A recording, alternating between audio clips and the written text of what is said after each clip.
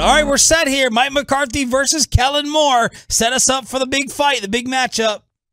Isn't it fun? Don't you wish it were a heavyweight fight where they get up and they stare each other down and maybe a little fight breaks out beforehand instead of all the, I have such respect for Mike and I have such respect for Kellen. It's going to be a fun angle for sure. And I think it would have be a little bit bigger if it weren't for the fact that, Rangers are in here and we're still dissecting the 49ers debacle out there, and the Dallas Stars dropped the puck tonight for the first game of the season. So I think there's just so much going on. But, I think it's going to be an interesting little sideline there as to how those two offenses come up against each other. And with the juxtaposition right now, the Chargers offense is good. And they're throwing the ball down the field. The Cowboys offense has not been great, and they're not throwing the ball down the field. What did you see in dissecting the 49ers massacre? Man, one thing they addressed it, the coaching staff addressed it somewhat at their coordinator's availability on Monday, but it was just they played a lot more man. They've been a bigger zone team. So I don't want to say they fooled them, because it's really three ways you can play defense, right? You can play zone, you can play man, or you can play match zone, match man with the zone. So I don't think guys get out there and go, oh my gosh, they're playing me man coverage, right? Been doing that since the 6th grade, but just no separation from the receivers. I mean, I go back, of course, I look at the tape, and I know a lot of people do now. There's access to it. And I'm just kind of, for the most part, saying, well, show me the guy you want Dak to throw to here, because there's nobody open. I think Gallup has done a poor job with his route running. Dak tried to get him a couple times on deep balls, and it just wasn't there and just didn't look good. And sometimes those things, as you all know, can snowball. All of a sudden you're not making a first down, which they didn't the first 2 drives. Then you get behind. Now you're pressing. So that game just had, I don't want to say disaster written all over it, which it turned out to be, but the only play, I said before the game, guys, Dak needed to make 2 or 3 plays in the game. He needed to make 2 or 3 that you say, wow, that was a heck of a throw, that was a heck of a play, whatever the case was. And as it turned out, he probably needed to make about 10 the way the defense played. I thought it would be a more competitive game, and he's got to make a couple. But, he had Cooks, the play where he was rolling out to his left. I don't want to say you got to hit that tough throw, but NFL quarterbacks hit that throw. And if you hit that throw, it could be a 21-14 game at the half, and you've got the ball coming out. And, he threw it about 5 yards into the stands. Didn't get it, and all of a sudden, they just never contended. But the plays that he had to make, he didn't make, and there weren't a lot of them there for him to make. How long does it take to fully pick up a new system like this? Well, if it were a new system, it would take a while. Although we've seen guys jump in. Kurt Warner, right? When he started his career, he was a guy that hadn't really taken a snap. How long did it take for Dak to pick up a system his rookie year? Went 13-3. Yeah. So the system is basically in place of what they had. I mean, if you were going to put a percentage on it, is it 80-20? But the way you call things, the verbiage, a lot of it is pretty much the same. So I don't put a lot of stock in Dak having to learn a new system. I mean, shoot, if you got a press no help fade, doesn't matter what system you're in. Yeah. You just go out and you beat the guy, and they just couldn't do it. Babe, when we talk about the system, though, it definitely feels like they're avoiding the middle of the field. Whatever system it is that you're implementing, you're trying to put in, aren't there limitations on how impactful it can be or how productive it can be if you're just saying, hey, work this third of the field, but stay out of here? Well, I don't know that they're intentionally calling things to keep them from working the middle of the field. I mean, I could show you routes from this game, in routes where a couple of them where I want to say, wow, turn that one loose.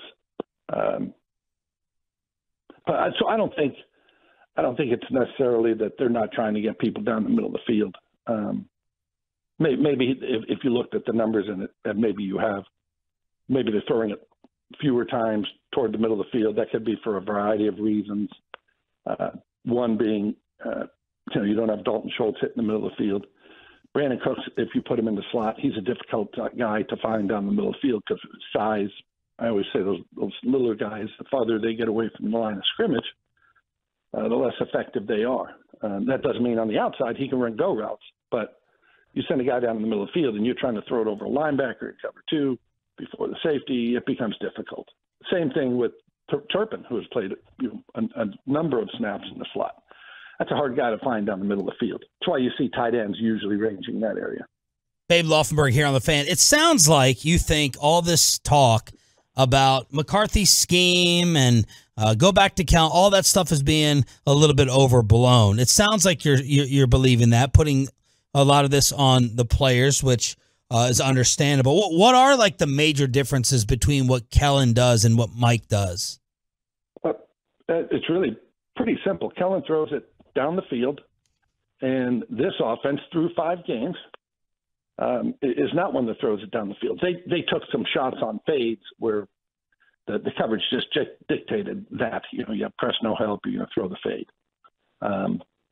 But as you know, Kellen's offense had a lot of deep crossing routes. Matter of fact, Justin Herbert has, in terms of 20-plus air yards, Justin Herbert is second in the NFL. So the ball is going to go down the field, and it's just a philosophy of how you want to approach it.